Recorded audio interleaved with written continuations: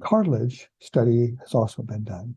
And once again, proliferation or growth within cartilage has been demonstrated. And this was in a human study. We're going to spend a little time on this because it's of importance. First of all, this was done in grade 4 human knees with denuded portions of the medial condyle. So in other words, areas on this femur, the medial femoral condyle, had no cartilage left. It was just exposed bone. There were 6 participants here, and this is a very expensive study, of course, because of having to do multiple arthroscopies.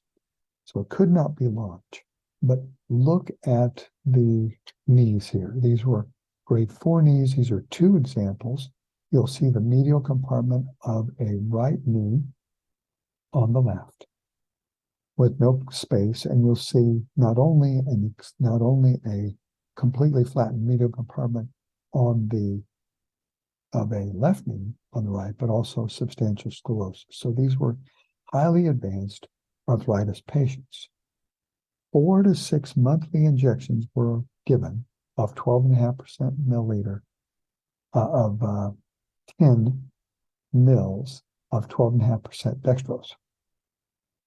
There was a fixed zone-by-zone arthroscopy performed after methylene blue stain. So methylene blue is a stain for cells, and specifically it'll show up cartilage cells blue. This was performed after injecting methylene blue. So the arthroscopy was done with methylene blue stain on board, and it was performed at a median of 7 3/4 months follow-up. And a biopsy was obtained from an area of apparent new growth. So let's demonstrate this for a minute. This is, we talked about a fixed zone-by-zone video arthroscopy. We were trying to compare before and after arthroscopy, so it was important to do things in a certain order in order for readers to interpret changes. So if you look at 1, 2, and 3, the zones A through I were progressively viewed with the arthroscope.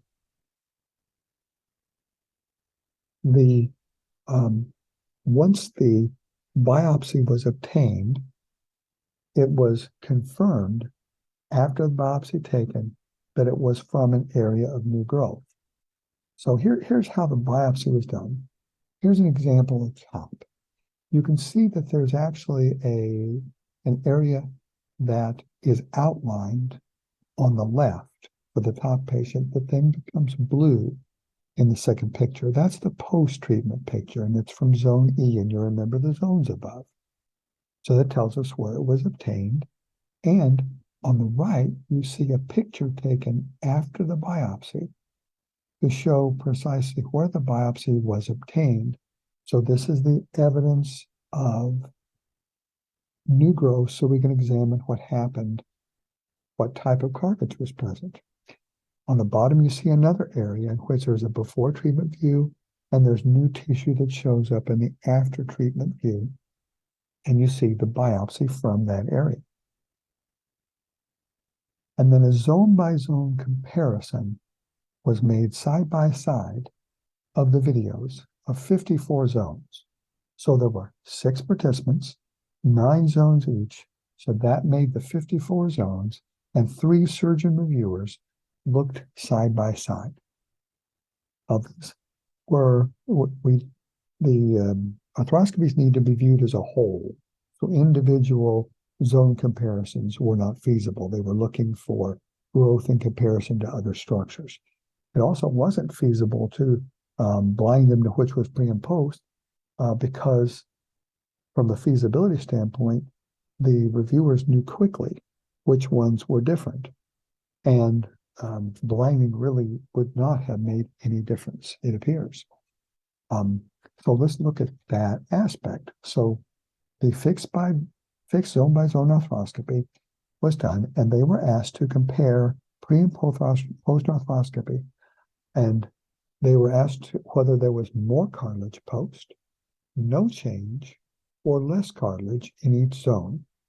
And then, for simplicity, they recorded it on the left model. So if it was a growth on the right side in zone A, they recorded it on the right here in what would be the zone A for the left knee. And here's what happened in the comparison findings. Now remember, these were not blinded, so bias, of course, can be present. However, the three reviewers had to agree on new growth in order for it to be considered present. And all three reviewers agreed on new growth in at least one zone in every knee. All three reviewers confirmed new growth in 19 of 54 possible zones. And they did not all agree on 35 out of 54 zones. Areas of new growth included weight-bearing areas. And note, in this study, weight-bearing was not discouraged. So these areas of new growth appeared despite weight-bearing. There was a quantitative polarized light analysis for organized tissue consistent with type 2 cartilage. And let's go back to the previous one. And then there was specialized staining, immunohistologic, to distinguish between type 1 and type 2 cartilage. So we look here. I'll also mention that we check for active metabolism with a saffron and O stain, and these areas of new cartilage growth did show active metabolism. These were clearly living cells. If you look at the quantitative polarized light, which is the pretty blue and red in the middle, there's a parallelism scale. And high parallelism, which is more the red, is consistent with hyaline-like cartilage or type 2 cartilage, and low parallelism, or blue, is consistent with fibrocartilage. So it's apparent, obviously, here that not all this cartilage was particularly useful cartilage. A lot of it was fibrocartilage. But that's true after any number of orthopedic procedures as well. If you look at the stain, there's type 1 stain in the middle and type 2 stain on the right. And you'll notice that this is consistent because the type 1 stain would be for fibrocartilage, and it showed up more in the example that had the blue. Type 2 stain was minimal. Now, if you look at the second lower one, you'll note much more type 2 cartilage, and that stain picked up much more in the second example. So here's the conclusions from the chondrogenesis study. Dextrose 12.5% injected into end-stage osteoarthritic knees.